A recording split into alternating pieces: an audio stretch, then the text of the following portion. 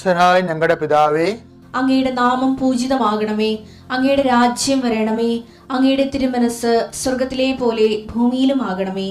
അന്നു വേണ്ടുന്ന ആഹാരം ഇന്ന് ഞങ്ങൾക്ക് തരണമേ.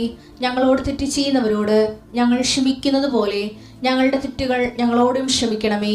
ഞങ്ങളെ പ്രലോഭനത്തിൽ ഉൾപ്പെടുത്തരുതേ, തിന്മയിൽ ഞങ്ങൾ രക്ഷിക്കണമേ. ആമേൻ. നന്മ നിറഞ്ഞ മറിയമേ, സ്വസ്തി. കർത്താവ് അങ്ങയുടെ കൂടെ സ്ത്രീകളിൽ അങ്ങ് അനുഗ്രഹിക്കപ്പെട്ടവളാകുന്നു. അങ്ങയുടെ ഉദരത്തിൻ ഫലമായി ഈശോ അനുഗ്രഹിക്കപ്പെട്ടവനാകുന്നു. പരിശുദ്ധ മറിയമേ, തമ്പുരാന്റെ അമ്മേ, പാപികളായ ഞങ്ങൾക്ക് വേണ്ടി ഇപ്പോഴും ഞങ്ങളുടെ മരണസമയത്തും തമ്പുരാനോട് അപേക്ഷിക്കണമേ. ആമേൻ. കർത്താവിന്റെ ഉന്നതമായ നാമത്തിന് സ്വസ്ഥം ചെയ്യും. കർത്താവിന്റെ വിശുദ്ധ പൗരോഹിത്യത്തെ മഹത്വപ്പെടുത്തണമേ. കർത്താവ് സഭയിലുള്ള സാന്നിധ്യം പ്രകടമാക്കണമേ. 40 വർഷം ഞാൻ അർപ്പിച്ച കൃപാന്റെ യുഗതിയാൽ കൃപാസനത്താറെ ജീവനോടെ പ്രത്യക്ഷപ്പെട്ട മാതാവിൻ്റെ മധ്യസ്ഥത്താൽ ഞാൻ മക്കളെ ഈശോ നാമത്തെ ആശീർവദിക്കുന്നു.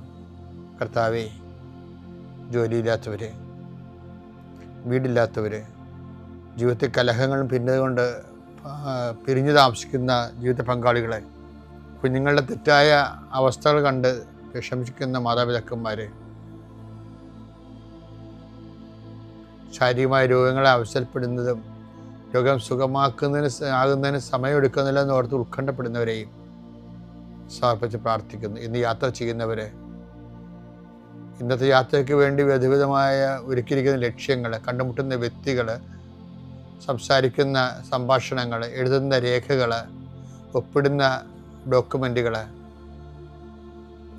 പങ്കെടുക്കുന്ന ഇൻ്റർവ്യൂകൾ, സെൻഡ് ചെയ്യുന്ന മെസ്സേജുകൾ എല്ലാം കർത്താവിൻ്റെ കൃപയാൽ നിറയപ്പെടാനും നീ ഇന്ന് തിരികെ എത്തുന്ന സമയത്ത് കർത്താവിൻ്റെ കൃപ നിന്നെ നിറഞ്ഞു നിന്നുകൊണ്ട് സന്തോഷം വന്ന് ഉറങ്ങുവാനും ഇന്നത്തെ ദിവസം മുൻനിർത്തി നീ കണ്ടുമുട്ടുന്ന ഓരോ നിമിഷങ്ങളെയും, നിൻ്റെ ഓരോ സമയങ്ങളെയും, സന്ദർഭങ്ങളെയും, എല്ലാ സംരംഭങ്ങളെയും പരിശുദ്ധമ്മ ദൈവമാതാവിൻ്റെ മധ്യസ്ഥത്തിൽ രാത്രിയും തിരിച്ചെത്തുന്നവരെ കർത്താവിൻ്റെ നാമത്തിൽ മാതാവിൻ്റെ മധ്യസ്ഥതയിൽ ഞാൻ നിൻ്റെ ജീവിതത്തെയും നിൻ്റെ കുടുംബത്തെയും ഈശോ നാമത്തെ ആശീർവദിക്കുന്നു.